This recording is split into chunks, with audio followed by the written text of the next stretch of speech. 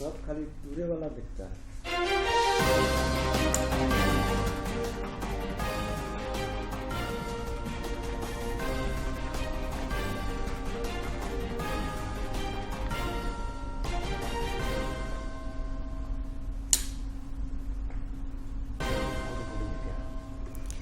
केंद्रीय गृह मंत्री ने मणिपुर के हिंसाग्रस्त क्षेत्रों का लिया जायजा। हिंसा में मारे गए लोगों के प्रति व्यक्त की संवेदना। हाईकोर्ट के रिटायर्ड न्यायाधीश की न्यायिक कमेटी हिंसा की करेगी जांच। राज्य मंत्रिपरिषद की बैठक में 39 प्रस्तावों को मिली मंजूरी। जिप अध्यक्ष और मुखिया समेत पंचायती राज प्रतिनिधियों का मानदेय 2,000 रुपये तक बढ़ा। ईडी ने कांग्रेस विधायक प्रदीप यादव के रांची स्थित सरकारी आवास के लिए तलाशी। मंगलवार को इनके आवास समेत करीबियों के 16 ठिकानों पर हुई थी छापेमारी। और पिछले वित्त वर्ष की चौथी तिमाही में जीडीपी ने दर्ज की 6.1% की वृद्धि। प्रधानमंत्री नरेंद्र मोदी ने कहा, यह अर्थव्यवस्था के विकास का उदाहरण।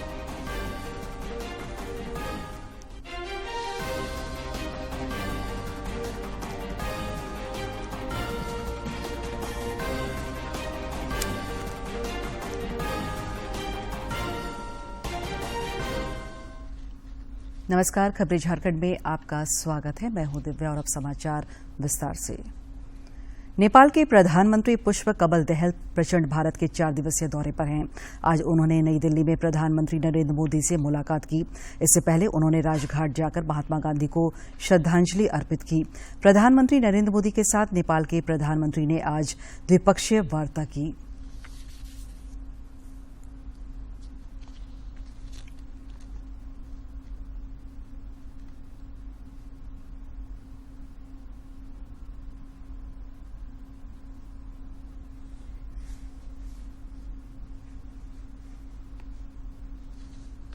केंद्रीय गृह मंत्री अमित शाह हिंसाग्रस्त मणिपुर के 4 दिवसीय दौरे पर हैं।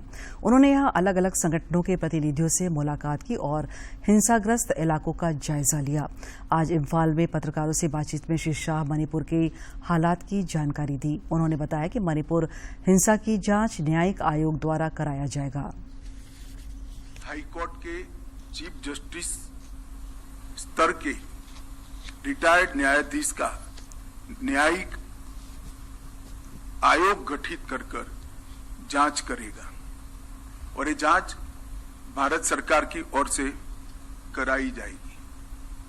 भारत सरकार मणिपुर के गवर्नर साहिबा की अध्यक्षता में एक शांति समिति का गठन करेगी, जिसमें सभी का समावेश होगा। उद्योगपति भी होंगे, खिलाड़ी भी होंगे, राजनीतिक दलों के प्रतिनिधि भी होंगे, चुने हुए प्रतिनिधि भी होंगे और अलग अलग सिविल सोसाइटी ऑर्गेनाइजेशन के प्रतिनिधि भी सभी प्रकार के होंगे। मणिपुर में अभी ढेर सारी एजेंसियां सुरक्षा की दृष्टि से काम कर रही है। उनके बीच में बेहतर समन्वय के लिए एडवाइजर श्री कुलदीप सिंह जी, जो कि रिटायर्ड डीजी सीआरपीएफ हैं, उनकी अध्यक्षता में इंटर एजेंसी यूनिफाइड कमांड की व्यवस्था आज से ही हम रचना में लाएंगे, जो सभी एजेंसियों के बेटर कोऑर्डिनेशन के लिए, पक्षपात विहीन कोऑर्डिनेशन के लिए इनकी अध्यक्षता में काम होगा। इस दौरान श्री शाह ने कहा कि सरकार मणिपुर में यथाशीघ्र शांति बहाल करने और विस्थापित लोगों की घर वापसी सुनिश्चित करने के लिए वचनबद्ध है। श्री शाह ने कहा कि पिछले 6 वर्षों में डबल इंजन की सरकार ने मणिपुर में विकास के अनगिनत काम किए हैं और यह पूरा इलाका शांतिपूर्ण विकास कर रहा था। जनता पार्टी की सरकार आई, मणिपुर बंद, ब्लॉकेड, कर्फ्यू और हिंसा से मुक्त हो गया था। नरेंद्र मोदी जी के नेतृत्व में भारतीय जनता पार्टी की मणिपुर सरकार, हमारे मुख्यमंत्री जी के नेतृत्व में इस डबल इंजन की सरकार ने विकास के सारे पैरामीटर्स में अभूतपूर्व सिद्धियां हासिल की। ये 6 साल मणिपुर के इतिहास में विकास और शांति के 6 साल के रूप में जाने जाते हैं। चाहे सेंट्रल इंस्टीट्यूशन लाना हो, चाहे इंफ्रास्ट्रक्चर को मजबूत बनाना हो, बढ़ावा करना हो, इंडस्ट्रियल इन्वेस्टमेंट लाना हो, एजुकेशनल इंस्टीट्यूशन को सुचारू रूप से चलाकर मणिपुर को नॉर्थ ईस्ट के एजुकेशन और स्पोर्ट्स में हब बनाने की बात हो, हर क्षेत्र में शांति के कारण मणिपुर विकास के रास्ते पर चल पड़ा था। विगत लगभग 1 महीने से मणिपुर में हिंसक घटनाएं हुई है। सबसे पहले तो मैं जिन दुर्भाग्यपूर्ण नागरिकों की हाल की हिंसा में मृत्यु हुई है, इस सभी के परिवारों के प्रति देश के प्रधानमंत्री जी की ओर से, मेरी ओर से और भारत सरकार की ओर से इनके प्रति संवेदना व्यक्त करता हूं। मुख्यमंत्री हेमंत सोरेन की अध्यक्षता में कल हुई राज्य मंत्रिपरिषद की बैठक में 39 प्रस्तावों को मंजूरी दी गई। कैबिनेट की बैठक के बाद मंत्रिमंडलीय सचिव वंदना डाडेल ने पत्रकारों को बताया कि राज्य मंत्रिपरिषद ने पंचायती राज संस्थानों के सदस्यों और पदधारकों के मानदेय में बढ़ोतरी समेत अन्य प्रस्तावों को स्वीकृति दी है। परिषद की उपाध्यक्ष 7,500 से बढ़कर 10,000, पंचायत समिति के प्रमुख 5,000 से बढ़कर 8,000, पंचायत समिति के उप प्रमुख 3,000 से बढ़कर 4,000, ग्राम पंचायत के मुखिया 1,000 से बढ़कर 2,500, ग्राम पंचायत के उप मुखिया 500 से बढ़कर 1,200, 2,500, ग्राम पंचायत के उप मुखिया जिनका वर्तमान दर 500 है उसे बढ़ाकर 1,200, और साथ ही साथ जो दैनिक भत्ता है उसमें भी वर्तमान दर 150 रुपये प्रतिदिन का वर्तमान दर, जिसे बढ़ाकर 200 रुपये किया गया। और अन्य साधन से यात्रा करने पर जो यात्रा भत्ता नियम 10 के तहत उसके अंतर्गत जो वर्तमान दर 5 रुपये प्रति किलोमीटर है उसे बढ़ाकर 10 रुपये प्रति किलोमीटर यात्रा भत्ता का प्रस्ताव। केंद्रीय सूचना और प्रसारण मंत्री अनुराग सिंह ठाकुर मुंबई के दौरे पर हैं। आज उन्होंने मुंबई के सिद्धि विनायक मंदिर में पूजा अर्चना की। इससे पहले पत्रकारों से बातचीत में श्री ठाकुर ने कांग्रेस नेता राहुल गांधी को आड़े हाथों लिया।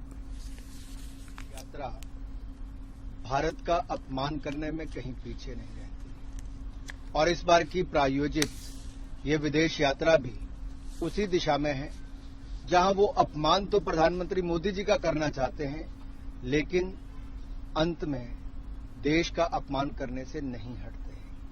पूर्व में भी आप देखें, वो भारत को एक राष्ट्र ही नहीं मानते, वो तो राज्यों का संघ कहते हैं, और भारत के बढ़ते कदमों पर भी प्रश्न चिन्ह खड़ा करते हैं। आखिरकार राहुल गांधी जी विदेश में जाकर क्या पाना चाहते हैं? इस प्रायोजित कार्यक्रम के अंतर्गत वो क्या प्राप्त करने गए हैं? क्या देश के ऊपर कीचड़ उछालना ही उनका एक काम रह गया है? अंतर देखिए, जब जब राहुल जी बाहर गए। ईडी की टीम ने कांग्रेस विधायक प्रदीप यादव के रांची के डोरंडा स्थित आवास की तलाशी ली। इससे पहले कल श्री यादव देर शाम ईडी कार्यालय पहुंचे, जहां से ईडी की टीम उनके साथ डोरंडा स्थित आवास पहुंची। इस दौरान ईडी की टीम ने उनके पूरे घर को खंगाला और देर रात तक तलाशी ली। मंगलवार को ईडी ने विधायक के रांची और गोड्डा स्थित आवास समेत उनके करीबियों के 16 ठिकानों पर छापेमारी की थी। उस दौरान श्री यादव गोड्डा में थे। उनकी अनुपस्थिति में रांची स्थित सरकारी आवास की तलाशी नहीं ली गई, बल्कि उसे सील कर दिया गया। देश के सकल घरेलू उत्पाद जीडीपी ने पिछले वित्त वर्ष की चौथी तिमाही में 6.1% की वृद्धि दर्ज की है। प्रधानमंत्री नरेंद्र मोदी ने 2022-23 के सकल घरेलू उत्पाद में वृद्धि पर संतोष व्यक्त किया है। जीडीपी समेत व्यापार की अन्य खबरें दिखते हैं कारोबार की बात में। जीडीपी के चौथी तिमाही के आंकड़े आ गए हैं। वित्त वर्ष 2022-2023 की जनवरी से मार्च तिमाही में जीडीपी ग्रोथ 6.1% रही। इससे पहले दिसंबर तिमाही में यह आंकड़ा 4.4% रहा था, जबकि सितंबर तिमाही में जीडीपी ग्रोथ 6.3% दर्ज की गई थी। उधर केंद्र सरकार राजकोषीय घाटा तय लक्ष्य तक सीमित करने में कामयाब रही है। लेखा महानियंत्रक ने केंद्र सरकार के 2022-2023 के राजस्व व्यय का आंकड़ा जारी किया, जिसमें बताया गया है कि इस अवधि में राजकोषीय घाटा 6.4% रहा। अमेरिका के global investment bank Morgan Stanley ने अपनी एक रिपोर्ट में कहा है कि प्रधानमंत्री नरेंद्र मोदी के नेतृत्व में भारत बदल गया है। रिपोर्ट में कहा गया है कि आज भारत एशिया और ग्लोबल ग्रोथ में एक अहम भूमिका निभाने को तैयार है। अपनी रिपोर्ट में मॉर्गन स्टैनली ने कहा है कि 10 साल की छोटी अवधि में भारत ने मैक्रो और मार्केट आउटलुक में पॉजिटिव रिजल्ट के साथ ग्लोबल ऑर्डर में स्थान हासिल किया है। India equity strategy and economics, how India has transformed in less come a decade नाम की रिपोर्ट में कहा गया है कि भारत आने वाले समय में एशियाई देशों में प्रमुख लीडर के रूप में उभरेगा। रिपोर्ट में पिछले 25 वर्षों में टॉप का प्रदर्शन करने वाले भारतीय शेयर बाजार का भी बचाव किया गया है। रिपोर्ट में कहा गया है कि भारत की इक्विटी वैल्यूएशन बहुत समृद्ध है और पिछले 10 वर्षों में भारत में 10 महत्वपूर्ण परिवर्तन हुए हैं। यह इसलिए संभव हो पाया है क्योंकि 2014 के बाद से भारत ने कई नीतिगत बदलाव किए हैं, जिसका पॉजिटिव रिस्पांस मिला है। रिपोर्ट के अनुसार 2014 में प्रधानमंत्री नरेंद्र मोदी के पदभार ग्रहण करने के बाद से जो 10 बड़े नीतिगत बदलाव आए हैं वो इस प्रकार हैं। Supply side policy reforms, formalisation of economy, real estate regulation and development act, digitalizing social transforms, insolvency and bankruptcy code, flexible inflation targeting, FDI पर focus, India 401k movement, corporate profit को गवर्नमेंट सपोर्ट और high MNC sentiment. Report में बताया गया है कि कैसे भारत का जीएसटी कलेक्शन लगातार बढ़ रहा है। पिछले 10 साल में डिजिटल लेन देन में जोरदार इजाफा हुआ है और इसने आर्थिक विकास को फायदा पहुंचाया है। रिपोर्ट में अनुमान लगाया गया है कि भारत इस दशक के अंत तक वैश्विक विकास का 5वां हिस्सा होगा। रिपोर्ट में कहा गया है कि जीडीपी और उत्पादकता वृद्धि के अंतर भारत के पक्ष में होंगे। इन नीतिगत बदलावों का भारत की अर्थव्यवस्था और बाजार पर पड़ने वाले 10 प्रभाव।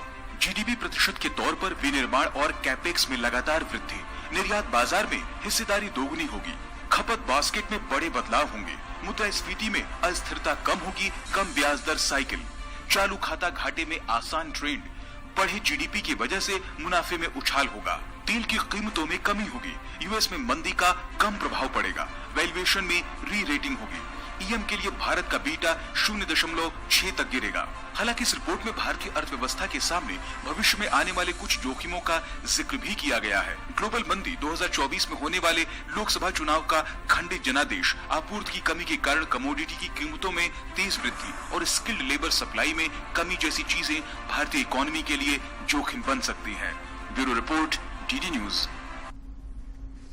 प्रधानमंत्री नरेंद्र मोदी के अब तक के 9 वर्ष के कार्यकाल में देश को कई बड़ी सौगातें मिली है। केंद्र सरकार की स्मार्ट सिटी प्रोजेक्ट एक ऐसी सोच है जिसे रांची समेत देश के 100 शहरों में धरातल पर उतारा जा रहा है। देश की अर्थव्यवस्था को गति देने के साथ नागरिकों के जीवन में सुधार लाने के उद्देश्य से प्रधानमंत्री नरेंद्र मोदी ने 25 जून 2015 को देश में स्मार्ट सिटी मिशन की शुरुआत की थी। इसके साथ रांची समेत देश के अलग अलग 100 शहरों में स्मार्ट सिटी बनाया जा रहा है। रांची वासियों को इस बात का गर्व है कि प्रधानमंत्री नरेंद्र मोदी के प्रयास से यहां भी एक भव्य स्मार्ट सिटी का निर्माण किया जा रहा है। मैं यहीं का रहने वाला हूं, मैं तो देख रहा हूं यहाँ पर क्या डेवलपमेंट हो रहा है। देखिए आप अभी स्मार्ट सिटी एक तो एकदम मतलब ये हम लोग के पहले सोच से एकदम परे चीज़ है। यहाँ पर ऑफिस खुलेंगे, यहाँ पर गरीबों के लिए भी मकान बन रहा है सुना हूँ। तो ये तो मतलब क्या बोले, अब ये एक नया भारत हम लोग देख रहे हैं। रांची में निर्माणाधीन स्मार्ट सिटी का काम दिन रात अनवरत जारी है। रांची स्मार्ट सिटी राज्य का पहला मॉडल टाउनशिप होगा जहां लोगों को एक साथ कई अत्याधुनिक और बुनियादी सुविधाएं एक साथ मिलेगी। मोदी जी देश के लिए बहुत कुछ किए 9 साल के में। झारखंड में भी हमारा बहुत कुछ किए, स्मार्ट सिटी दिए, रोड दिए। अभी आप एचईसी के ही क्षेत्र में देख लीजिए, स्मार्ट सिटी बन रहा है। इसी गोल चक्कर का स्थिति देख लीजिए, पहले क्या था अभी क्या है। आगे क्या बात है कि रांची को स्मार्ट सिटी मिला और ये काफ़ी विकास हो रहा है, रोड अच्छे मिल रहे हैं, लोकेशन काफ़ी सुधर रहा है, काफ़ी विकास हुआ है। प्रधानमंत्री नरेंद्र मोदी के नव वर्ष के कार्यकाल को रांची के लोग उपलब्धियों से भरा बता रहे हैं। लोगों का कहना है कि केंद्र सरकार की ओर से रांची और झारखंड के लोगों को स्मार्ट सिटी, हाईवे और कई बुनियादी आधारभूत संरचना समेत गरीबों के उत्थान के लिए बड़ी मदद मिली है। अभी देखिए रांची में भी आपको विकास दिखाई दे ही रहा है। ये स्मार्ट सिटी का ये रोड है, ये सारा ये सामने जो बिल्डिंग, ये मंत्री आवास वगैरह बन रहा है। हम लोग बचपन से यहाँ रहते हैं, यहाँ पर सारा चीज हम लोग देखा हुआ है।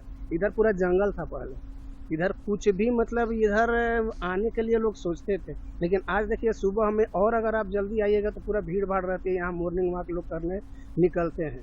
कर रहे हैं हमारे देश के लिए, झारखंड के लिए, पूरे भारत के लिए।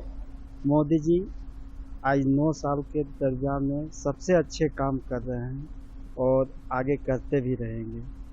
हमारे लिए बहुत अच्छे कार्य से पूर्व से मोदी जी विकसित है और पूरे हमारे देश छोड़ के अलावे विदेशों में भी इनके बहुत नाम है।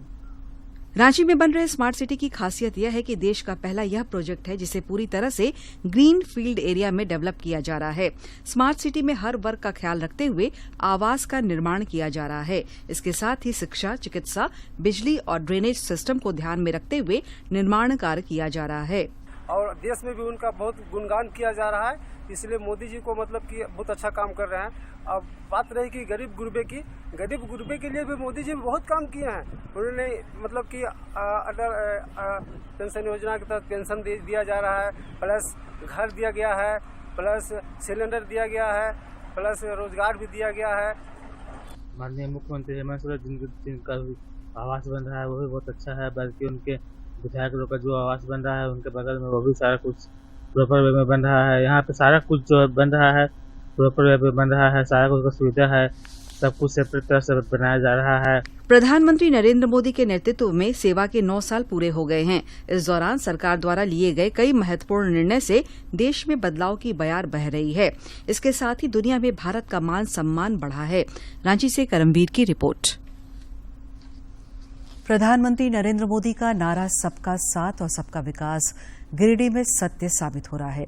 यहां केंद्र सरकार की योजनाओं की वजह से जिंदगी की राह आसान हुई है और गरीब लोगों के जीवन स्तर में सुधार दिखने को मिल रहा है। गिरिडीह जिले के बक्सीडीह पंचायत के ग्रामीण केंद्र सरकार की योजनाओं से लाभान्वित होकर आज काफी खुशहाल हो रहे हैं। विजय दास और गोपाल दास जैसे लोगों का अपने घर का सपना तो पूरा हुआ ही, कई अन्य योजनाओं के फायदे से हर रोज की जद्दोजहद से भी राहत मिली है। ग्रामीण कहते हैं कि प्रधानमंत्री नरेंद्र मोदी ने गरीबों के जीवन स्तर को उठा दिया है। सरकारी दिया कॉलोनी तो बहुत अच्छा, मतलब धन्यवाद देना चाहते हैं सरकार को। रहिए तभी खुशी है, सरकार के बहुत बहुत धन्यवाद। विजय और गोपाल दास की तरह गांव की महिलाएं भी अपनी व्यथा सुनाते हुए कहती हैं कि गरीबी अभिशाप है।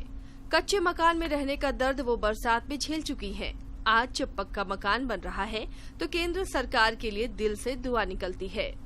माटी तटी घर रेली चुए छपेले सरकार दल के देवी रे चुए खूब रे टूटल फुटल लेता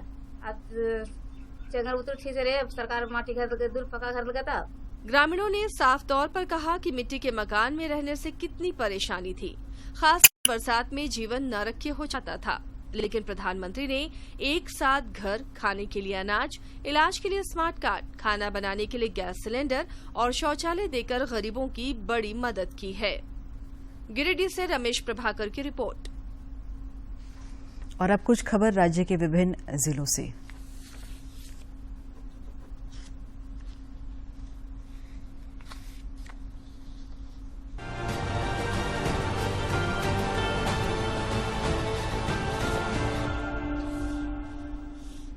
मुख्यमंत्री हेमंत सोरेन से झारखंड मंत्रालय में प्रधान मुख्य वन संरक्षक डॉक्टर संजय श्रीवास्तव ने मुलाकात की। इस दौरान उन्होंने मुख्यमंत्री को मिशन लाइफ का बैच लगाया तथा विभाग द्वारा मिशन लाइफ में किए जाने वाले प्रयासों से अवगत कराया। गिरिडीह जिले के पचम्बा थाना क्षेत्र के समीप सड़क सुरक्षा से संबंधित नियमों का पाठ पढ़ाने के उद्देश्य से वाहन जांच अभियान चलाया गया। इस दौरान बिना हेलमेट, ट्रिपल लोड, बिना सीट बेल्ट लगाए चालकों को रोककर यातायात नियमों की जानकारी दी गई। साथ ही वाहन चालकों को शराब पीकर वाहन नहीं चलाने की हिदायत दी गई।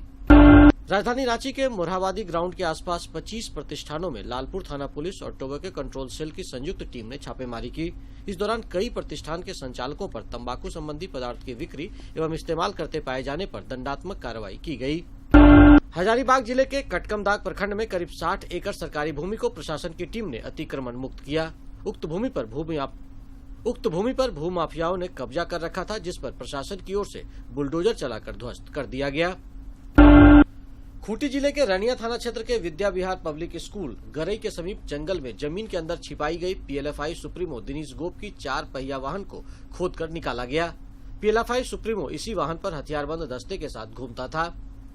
रांची के उपायुक्त राहुल कुमार सिन्हा की अध्यक्षता में जिला सलाहकार समिति की बैठक हुई। इस दौरान समिति ने अल्ट्रासाउंड सेंटर के निबंधन और रिन्यूअल के लिए प्राप्त आवेदनों पर विचार विमर्श किया। मौके पर 5 अल्ट्रासाउंड सेंटर के निबंधन और 5 सेंटर के रिन्यूअल की स्वीकृति प्रदान की गई। रिम्स में इलाज के दौरान विचाराधीन कैदी इलियास बर्जों की मौत हो गई। इलियास मंडल कारा चाईबासा का कैदी था। तबियत खराब होने के बाद कारा चिकित्सक की अनुशंसा पर उसे इलाज के लिए सदर अस्पताल चाईबासा भेजा गया था, जहां से बेहतर इलाज के लिए एमजीएम जमशेदपुर भेजा गया। वहां के चिकित्सक ने इलियास को रिम्स रेफर कर दिया था। पलामू के उपायुक्त ए दोड्डे की अध्यक्षता में मनरेगा, प्रधानमंत्री आवास और राज्य सरकार द्वारा संचालित विभिन्न कल्याणकारी योजनाओं की समीक्षा की गई। इस दौरान उपायुक्त ने मानव दिवस सृजन, विरसा हरित ग्राम योजना, वीर शहीद पोटोहो खेल विकास योजना, रिजेक्ट ट्रांजेक्शन एवं लंबित पीएम आवास की समीक्षा की। दक्षिणी छोटा नागपुर रेंज के पुलिस उप महानिरीक्षक अनूप विरथरे ने गुमला जिले का दौरा किया। इस दौरान उन्होंने जिले में एमसीए मद से नवनिर्मित पुलिस भवनों का भी उद्घाटन किया। खूंटी जिला खनन पदाधिकारी ने बालू के अवैध उत्खनन और परिवहन के खिलाफ छापेमारी अभियान चलाया। इस दौरान उन्होंने तोरपा थाना क्षेत्र से अवैध बालू लदे हाईवा को जब्त कर लिया। हाईवा तोरपा से खूंटी जा रही थी।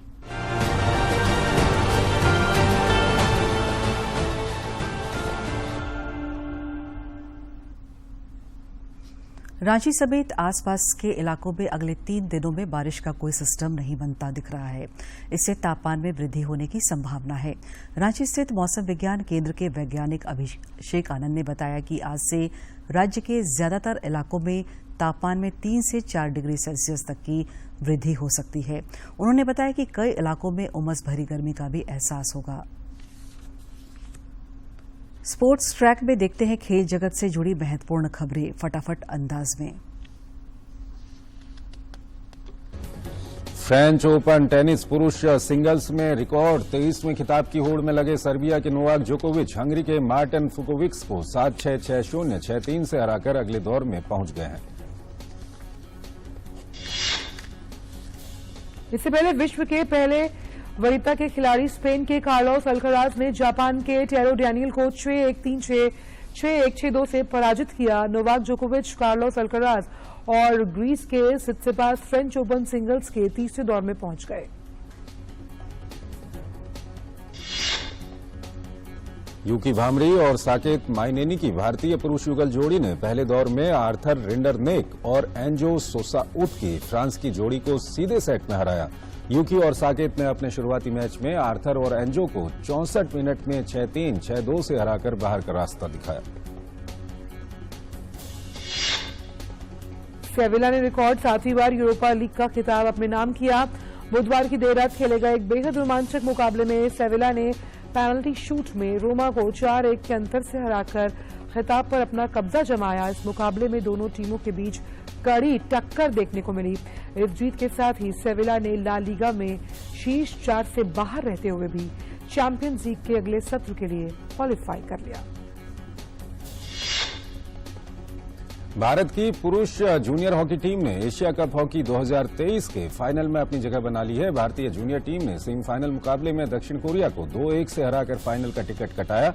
भारत की ओर से सुनित लाकड़ा, अरिजीत सिंह हुंदल, बॉबी सिंह धामी, अंगदवीर सिंह, उत्तम सिंह, विष्णुकांत सिंह और शारदानंद तिवारी ने गोल दागे। अब खिताबी मुकाबले में भारतीय टीम का सामना प्रतिद्वंद्वी टीम पाकिस्तान से होगा।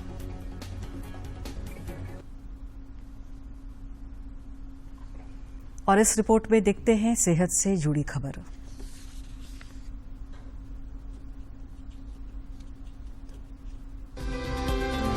वर्टिगो या चक्कर आने की समस्या असंतुलित महसूस करने की अनुभूति है जो कई कारणों से हो सकती है।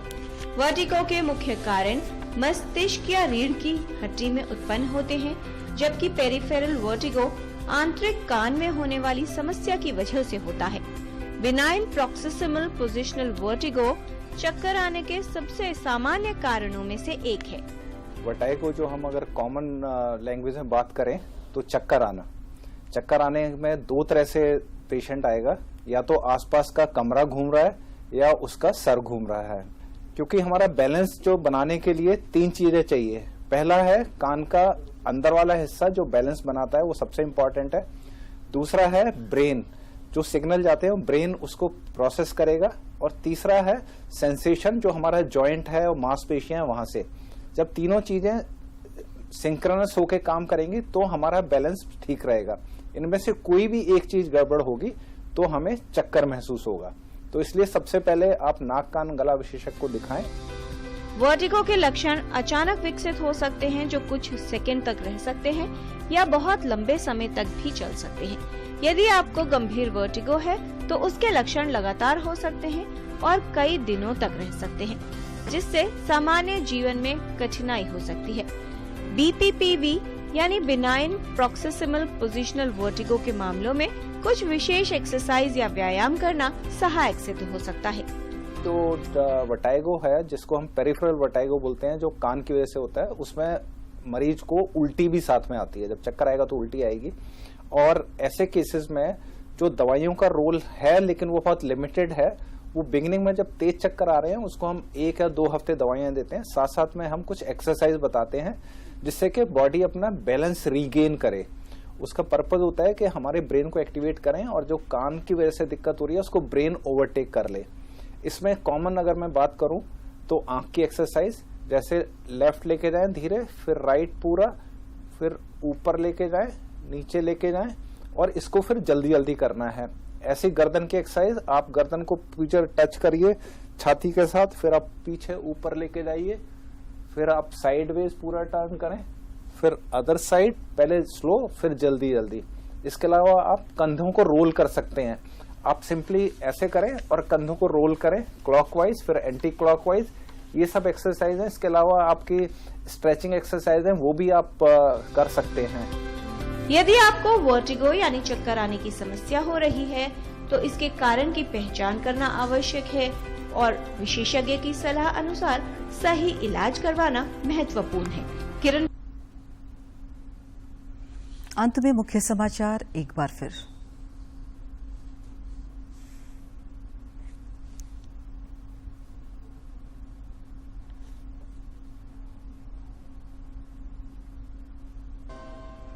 केंद्रीय गृह मंत्री ने मणिपुर के हिंसाग्रस्त क्षेत्रों का लिया जायजा। हिंसा में मारे गए लोगों के प्रति व्यक्त की संवेदना। हाईकोर्ट के रिटायर्ड न्यायाधीश की न्यायिक कमेटी हिंसा की करेगी जांच। राज्य मंत्रिपरिषद की बैठक में 39 प्रस्तावों को मिली मंजूरी। जिप अध्यक्ष और मुखिया समेत पंचायती राज प्रतिनिधियों का मानदेय 2000 रुपए तक बढ़ा। ईडी ने कांग्रेस विधायक प्रदीप यादव के रांची स्थित सरकारी आवास की ली तलाशी। मंगलवार को इनके आवास समेत करीबियों के 16 ठिकानों पर हुई थी छापेमारी।